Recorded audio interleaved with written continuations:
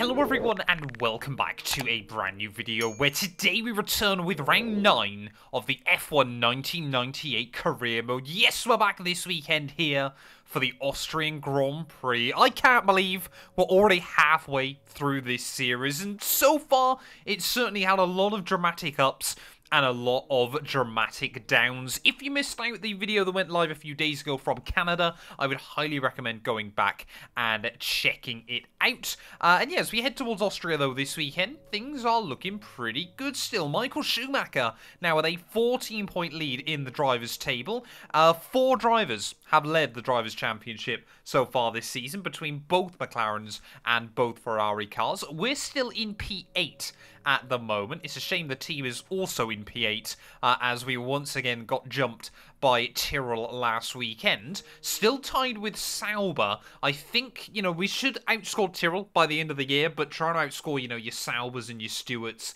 is going to be quite difficult. It's just Minardi that don't seem to be having much luck. However, Shinji Nakano did finally get points on the board last weekend, so we can't talk about that anymore. But yeah, let's get on with it though here, ready for the Austrian Grand Prix. Quickly though, before we get into this video, I want to thank all of the names you see on your screen. Without their continued support of the channel, none of the work we do here would be possible. And if you want to get your name featured on this list, you can click the join button or click the Patreon link down in my description below and support the channel from just £1 a month. You will also get access to weekly updates about everything going on behind the scenes, and also occasionally some early previews on videos. So yeah, a massive thank you to my YouTube members and my Patreon supporters, and let's get back to the video. Well, here we are then, Austrian Grand Prix qualifying session, and just like Montreal last time out, looks to be quite a wet one then. Unlike Montreal last time out though, we have actually got a 5-place grid drop here, so we're going to have to be really careful on this qualifying lap as we try and put the power down out of turn 1. I'll be impressed, to be honest, if we're starting anything other than last place here, ready for this Grand Prix. Really difficult. Through turn 2, trying to get the power down in the dry. Never mind how difficult this must be in the wet. As you can still see there, right up towards the top of 4th gear, we're getting wheel spin. Plunging our way down the other side, though, of the hill. I'm intrigued to see how Ferrari are going to stack up here. Seems like the pace sort of difference between them and McLaren has really shrunk in the last few Grand Prix there. McLaren looked comfortable out in front early on, despite Mika Hakkinen having a tendency to find the car or the barrier. But yeah, Ferrari seem to have closed in that gap quite a lot recently, as we almost drop it there. Off of the curbing down in towards the final couple of turns. Yeah, we're pretty much floating towards the rear of the field there. There's not really a lot we can do. It's all horribly wide through there. We'll take the old classic line around this Spielberg circuit out of the final corner though, up towards the line. It's going to be P16, P17 in the end, so we will be starting from the back. Well, there we go. David Coulthard snatches pole position away from those Ferraris, but just quarter of a second covering our top 4 then here for the Austrian Grand Prix. Giancarlo Fisichella having an absolutely brilliant season there, so brutally consistent in that Benetton, lines up in P5. We did out-qualify Pedro De La Rosa. We narrowly missed out on beating Marc Genet in the end. But yeah, with a 5-place grid drop, we're going to be starting this race from the back of the field. So let's get into it then here for the Austrian Grand Prix.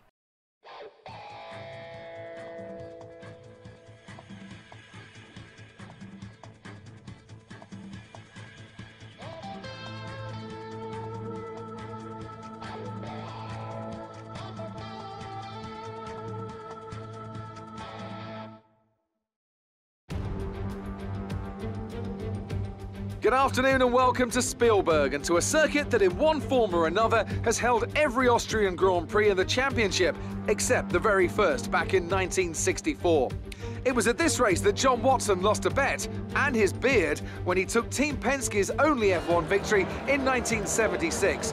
If anything, the stakes are even higher today, with 25 points available for victory and a crucial advantage in the championship fight. The Spielberg circuit then is situated 700 metres above sea level, with just 10 corners making up one of the shortest laps of the season. One time around here is a distance of 2.6 miles, with the best overtaking chances into turn 1 or the tight uphill turn 3. Well, here we are then, trackside for the Austrian Grand Prix, and well, having a quick look, I think we have got some penalties as well heading into the afternoon. Mika Hakkinen down in the middle of the pack, and Giancarlo Fisichella, after I hyped him up in qualifying, seems to be way down as well then. But we're starting this one from the rear of the field, 36 laps ahead of us, 5 red lights. It's a mighty long hole, but it is lights out, and away we go there. Not the first time I've started from the back of the field, and probably won't be the last either, but the AI, yeah, that's what I was worried about. Great. The safety car is out. Keep an eye on the delta. We need to keep it positive to avoid a penalty. Slow down. Maintain positive delta. Give that position back. We are under safety car conditions and cannot overtake. Return the position.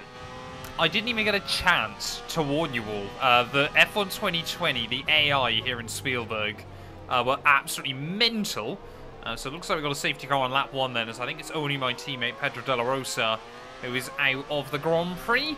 I mean, we watched him flying to the back of, I believe it was Mika Hakkinen, and for some reason Hakkinen's been given a 5-second penalty in all of that. However, for us, I don't know what we should do in terms of strategy. Do we try the mediums now? I mean, we don't really lose out a lot, do we? Oh, yeah, let's stay out there. Well, I'm happy I didn't bother pitting then, because it's a really short safety car here in Austria. Already about to go green flag racing once again, as I can see Shinji Nakano has actually had a chunk taken out of his rear wing. Not too sure how safe that's going to be for the rest of the afternoon, as immediately Mika Hakkinen trying to complete the move on Marc Genet. Got to be very careful and measured as he fights his way back through the order. And immediately, yeah, Hakkinen, I mean, he's just going to fly past people today, isn't he? We've got Riccardo Rossi and Giancarlo Fisichella not too far behind me. So you just see the Benetton there fill up our rear view mirrors. But we live to fight another day for now. Will he be able to get the run on me down the hill? I mean, we're not really in a fight with Giancarlo today, are we? And it looks like he probably is. Fisichella there, yep, we'll slide on by. And I must admit, yeah, I feel like we've got the AI well balanced in this mod. You know, the fact that we cannot keep up with a lot of the faster runners. Well, it looks like, how on earth have both Minardis ended up with the same kind of rear wing damage on their cars? Very odd. What is also odd is just how much more straight line speed they've got over us. But I'm going to try and have a look down the inside of Marc Genet up at the top of the hill there. Don't want to try and blast the throttle in first gear, but we will get the power down in the end. Genet, of course, with that 5-second penalty as well as Mika Hakkinen.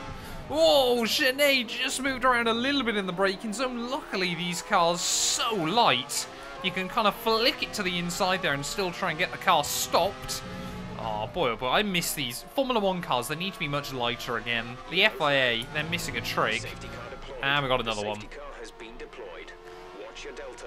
Make sure you keep it positive as we catch the pack. What on earth has happened here? We're up to like P4. Riding then with one of the Saubers, just drops the car off of the corner, and I believe has taken out one of the Williams in everything going on. So we've got a bit of a roadblock here. We're going to try and be a bit cheeky and get around the outside of everyone.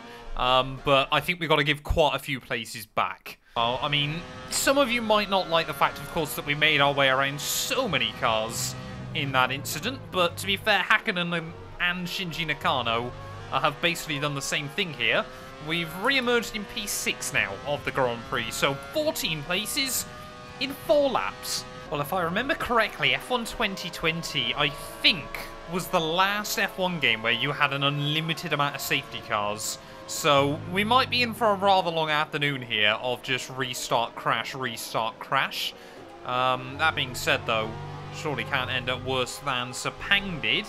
But yeah, it has meant, though, that, of course, Mika Hakkinen has basically been allowed to get right back to the front.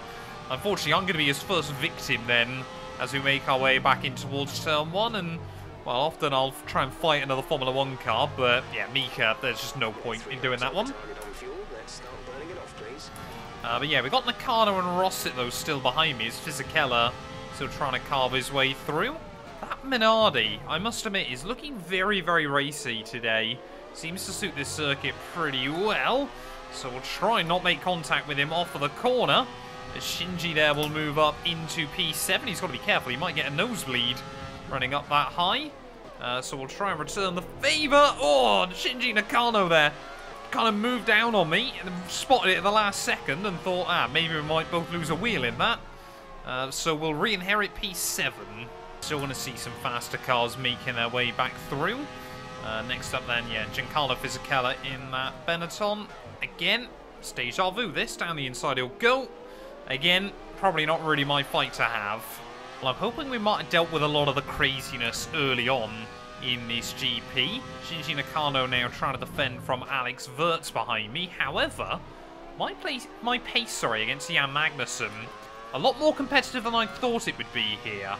While crossing over 1/3 distance then, I'll be honest, I'd rather all the craziness had happened later on in the GP, because we're in this horrible scenario now, where yes, we're quicker than Jan Magnussen in front of me, but there's a lot of still much faster cars a little bit further back there. Damon Hill now has popped up onto the relative. So yeah, we've got to try and see how long we can keep these guys at bay for. Like I said, we'd love to try and snook away a point or two here, as well. Magnussen and I both fighting with our cars to try and keep them pointing in a straight line. But I feel like, yeah, we need to try and get past the Stewart ASAP and almost use him as a rear gunner from those faster charging pack. Nice run out of turn 1. However, even with the slipstream, that Stewart car very racy in a straight line. We're going to try and have a look. Oh, we think about it and move to the inside there, but Magnussen, I kind of read that just about with enough time there to realise that he'd try and close the door. And yeah, I think Wirtz smells blood in the water as Johnny Herbert now moves past Damon Hill into P10. So even quicker cars are further down the order. Oh, here comes Alexander Wirtz. Alex Wirtz there down the inside. Is he going to try and have a look for a move on Magnussen as well? Oh, he almost thought about it there as both of us close in. Oh, on the Stewart. I'm going to get a big moment of oversteer on the exit and almost take us both out of the Grand Prix. But there goes Alex Wirtz. Johnny Herbert as well thinks about it. Just trying to make sure I don't run into the back of anyone at the moment. Really just trying to look after our own car as well. Oh, yeah, here goes Johnny Herbert. Johnny Herbert down the inside, so we're back down into P10 then of this GP. Can't help but feel, yeah, we might still struggle to score some points here with a couple of the other back markers gone. Feels like maybe sort of 12th place might be all we can really muster up as Damon Hill gains. Not close enough there, mate. I've got to turn in at some point. Sure, now though we'll get the run on me. It was pretty pointless. Yeah, look at that, Damon Hill, that Jordan car, much quicker than me in a straight line. Well, Magnussen, yep, he's just dropped back as well behind those Jordan cars. So as you can see, Damon Hill having a look down the inside. Oh, almost banging wheels there at the top of the hill. As once again, we seem to find ourselves located directly behind that Stewart. Might be able to get a run down this next short shoot. Try and have a look to the inside of Magnussen. Big diving manoeuvre. Oh, a little bit of wheel banging there as Jan clearly didn't want to give it up. You can see where Kevin gets that Viking spirit from. As can we have a look around the outside though through the next couple of turns. Sometimes you can find the grip, sometimes you can't. This time we have there, and we will re-inherit the final points paying position of this Grand Prix. Looking on the timings, I think we've actually got the pace to match the Stewarts here. But pretty much every other midfielder, you know, the Jordans, the Saubers, the Benettons, everything like that. Yeah, we haven't really got a fair comparison. Just now waiting, hopefully, for another safety car, because I want to try and get a cheap pit stop. We got yellows and green flags. Cars starting to pit. Damon Hill in, and this is kind of where I said that we might see another safety car before the end of this GP. Oh, green flags are back out though, so we're going to inherit a few spots then. See, I mean, look at that. Hacken and Fisichella have almost gained a pit stop over me at this stage of the day. But yeah, I just want to stay out there. I mean, we could probably go to the end of the Grand Prix on this set of tyres if we weren't going to get disqualified. But we'll try and see what happens. Okay, so we're up into P4 then of this GP. Looks like Irvine, Schumacher and Coulthard are ahead of me, despite the fact they've pit, so we might well end up getting lapped this afternoon. I wonder, if you were to go to the end of 35, if we did get lapped, and then pit, would the game still disqualify you? I'm probably not going to risk it, But it would be interesting to find out. Well, I say, these hard tyres still feel fine at the moment, as everyone at the front trading fastest lap. Mika Häkkinen now finding his way past me. And it kind of feels a bit like we're doing the same strategy as we did in the Imola Grand Prix in our F123 My Team career mode. If you haven't been watching that, go back, check it out. It's been really good fun. Yeah, Häkkinen, though, moving past. I mean, we've got Fisichella and Frentzen not far behind. And we're just going to have to box at some point, I think. But unless something happens, I think points are out of the question. Oh, no. Hey, yellow. Benetton there, Giancarlo. Getting the elbows out. Clearly felt he saw an avenue, which I wasn't so convinced on. Right, into the pits then at the end of lap 25. I don't really think there's an ideal time to pit between now and the end, so may as well bolt on a set of the soft compound tyres and see what we can do with them then. Make sure we get the car slowed down into the pit lane here. But yeah, Frentzen and Herbert are going to fly past me. So I think of most of the other runners that we were kind of around. 2.7 second stop, though, we can't complain too much about, as there goes Damon Hill. Yeah, we'll go around Schumacher then, so as long as we're ahead of Barrichello, we won't really have lost anything. Guess so we can hope that maybe our soft tyres work nicely, and we can try and get back up to Ralphie boy. But yeah, we do re-emerge ahead of those stewards, so we're in Formula 1's worst position again. We're down in P11. The gap to Ralf Schumacher, 4 seconds then with 10 laps to go of this Grand Prix. The goal is pretty simple, just try and close in on him. But will we have the pace to do so? VSC deployed. The virtual safety car has been deployed. We need to keep a positive delta here. Slow down, maintain a positive delta. Oh, his car's in front though. Okay, what's happened? Well, we can see then Jacques Villeneuve just drops it, and well, sorry, it's Frentzen, isn't it? Of course. And if we have a look from the, I think that's Johnny Herbert, isn't it? Just behind him, you can see car in front drops it, and he can't stop in time. So for the second time today, a Williams and a Sauber have come to blows there, and that's going to promote us back into the points. Oh, Alex Wurz as well going slowly. So Wurz is now out of the Grand Prix as well. Suddenly, we're into P8. What on earth is this late on in the day here in Austria? Clearly, just by playing our own game, has actually paid off. Oh, some late race drama potentially going on down at Tyrrell. Jos Verstappen has just made a move on Ricardo Rossi for the final point. I was thinking maybe Pedro De La Rosa can get himself involved. And then remembered, of course, he took himself out on just lap 1. Rounding our way then in through the final couple of corners to start the last lap of the Austrian Grand Prix then. I don't think David Coulthard is a million miles behind me. But we are going to be the last car then on the lead lap here. Jan Magnussen, for some reason, has really dropped back later on in the day here. Well, I think DC on his way out of the final corner. He is going to win here for McLaren. And just remind Ferrari that it is not going to be plain sailing for them throughout the entirety of this season.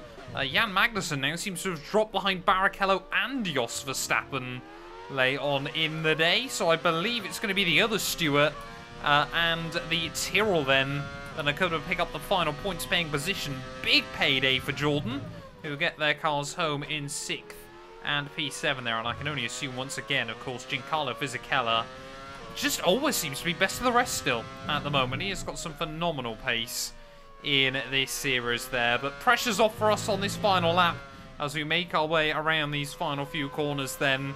Strategy didn't really come into it too much today. It was just keeping it clean, keeping it tidy. We had some decent pace as well, and you know, a sprinkling of luck, which is always nice when it goes your way for once in this series. But through the final couple of corners, it's going to be P8 and more points on the board here in the Austrian Grand Prix. Get in there. That's it for another Grand Prix and a fantastic win for Mercedes. What do you think it was, Ant, that gave them the edge over the competition today? I feel like consistency was probably the key today.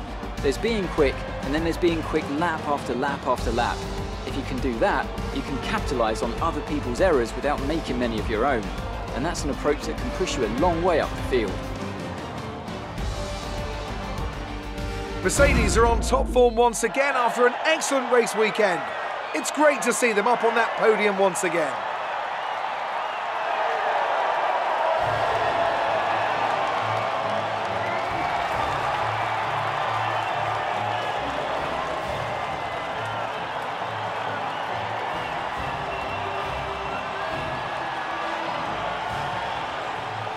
Well, there we go then. David Coulthard gets, I believe that's his second win of the season on the board there. Comfortably clear of Eddie Irvine and Michael Schumacher come the end of the Austrian Grand Prix. They're hacking on a very good recovery to P4, beating out Giancarlo Fisichella. In fact, all three of us with grid penalties did pretty well there to all score points. Both Jordans beat myself there with Barrichello and Jos Verstappen rounding out our top 10, with once again Ricardo Rossi narrowly missing out there. Wirtz, Herbert, Frentzen, Villeneuve, Alesi and Pedro De La Rosa all not seeing the checkered flag there. Can't believe the Williams and the Saubers basically had carbon copy crashes at the start and then towards the end of the GP. But it does now mean Coulthard ahead of Mika Hakkinen in the Drivers' Championship. Michael Schumacher, though, still with an 11-point lead over his teammate Eddie Irvine.